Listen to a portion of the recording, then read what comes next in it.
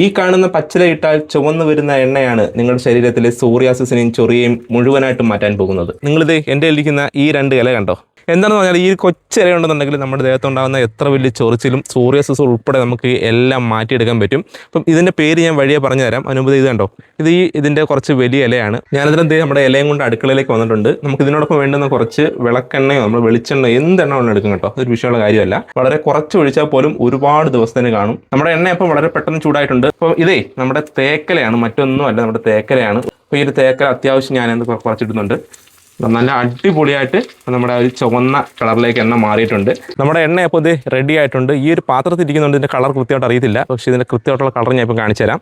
നമ്മൾ മറ്റൊരു ബൗളിനകത്തേക്ക് മാറ്റാൻ പോവുകയാണേ. നമ്മൾ ഈ ഒരു എണ്ണയ്ക്കകത്തേക്ക് മറ്റൊന്നും ചേർത്തിട്ടില്ല. നമ്മുടെ തേക്കിൻ്റെ ഇലയുടെ ആ ഒരു സത്ത് മാത്രമാണ് ഇപ്പം ഇറങ്ങി വന്നിരിക്കുന്നത്. അപ്പോൾ ഇത് നമ്മൾ ചെയ്യേണ്ടത് വളരെ സിമ്പിൾ കാര്യമാണ്. എന്താണെന്ന് വെച്ചാൽ നല്ല തണുക്കാൻ വെക്കുക കേട്ടോ. അതിപ്പം നല്ല ചൂടുണ്ടാവും. നല്ലപോലെ തണുത്തിട്ട് ഒട്ടും ഒരു ശകലം പോലും ചൂടുണ്ടാകാൻ പാടില്ല. കാരണം നമ്മുടെ ശരീരം തൊട്ട് കഴിഞ്ഞാൽ ചിലപ്പം പൊള്ളാൻ വളരെ സാധ്യത കൂടുതലാണ് എണ്ണ ആയതുകൊണ്ട്.